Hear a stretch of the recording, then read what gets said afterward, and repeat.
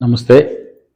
రసజ్ఞులైన తెలుగు సినీ ప్రేక్షకులకు నా హృదయపూర్వక వందనాలు సమర్పించుకుంటున్నాను. నా పేరు మధు. నేను ఒక రిటైర్డ్ ఎంప్లాయీని. గతంలో స్వాతంత్ర పోరాట కాలంలో ఉన్నటువంటి ఇప్పటికీ ఉన్న ఆంధ్రప్రదేశ్ ప్రజానాట్య మండలికి చిత్తూరు జిల్లా శాఖకు నేను జనరల్ సెక్రటరీగా చాలా రోజులు పనిచేశాను.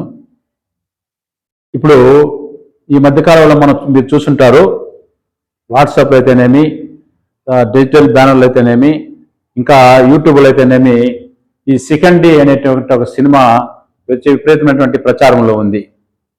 ఈ సెకండ్ సినిమాను కేకే సంస్థ అధినేత శ్రీ కోడి కిషోర్ గారు నిర్మించారు.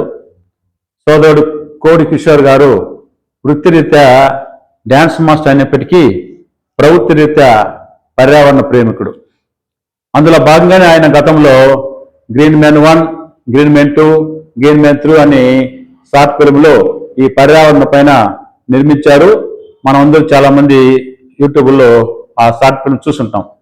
అంతేకాకుండా చాలా షార్ట్ ఫిల్మ్లు ఈయన పర్యావరణం పైనే జనాలకు ఒక అవగాహన కల్పించాలా అనే ఉద్దేశంతో చాలా సినిమాలు తీశారు. ఆ అనుభవంతో ఇప్పుడు పూర్తి సెకండ్ డే అనేటి ఒక తెలుగు సినిమాను పూర్తి నిడివితో మనకు నిర్మించడం జరిగింది.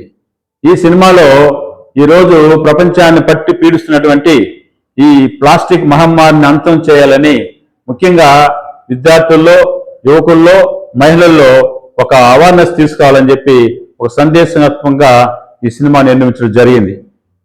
ఈ సినిమాలో ఈ సందేశంతో పాటు ఈ సినిమాకు కావాల్సినటువంటి అన్ని రకాల హంగులు ఉన్నాయి. మంచి సంగీతం ఉంది, పాటలు ఉన్నాయి, ఫైటింగ్లు ఉన్నాయి, మంచి మంచి లొకేషన్స్లో కూడా ఈ సినిమా నిర్మాణము తీయడం జరిగింది. ఇందులో ఒక కోర్టు సీన్ ఉంది. ఈ కోర్టు సీను ఈ సినిమాకు హైలైట్ అవుతుందని చెప్పి నేను అనుకుంటున్నాను. ఈ కోర్టు సీన్లో అడ్వకేట్గా నేను నటించడం జరిగింది. ఈ సినిమా త్వరలోనే ప్రేక్షకుల ముందుకు రాబోతుంది. రసజ్ఞులైనటువంటి తెలుగు ప్రేక్షకులు, పర్యావరణ ప్రేమికులు, మిత్రులు, స్నేహితులు అందరూ కూడా ఈ సినిమాను చూసి ఆదరించి మున్ముందు సోదరుడు కిషోర్ గారిని ఇలాంటి సందేశాత్మక సినిమాలు తీసేదానికి ఒక ఆక్సిజన్ లాగా మీరు ఉపయోగపడతారని, తప్పనిసరిగా ఈ సినిమాను మీరందరూ చూస్తారని ఆశిస్తున్నాను. ధన్యవాదాలు. సెలవు.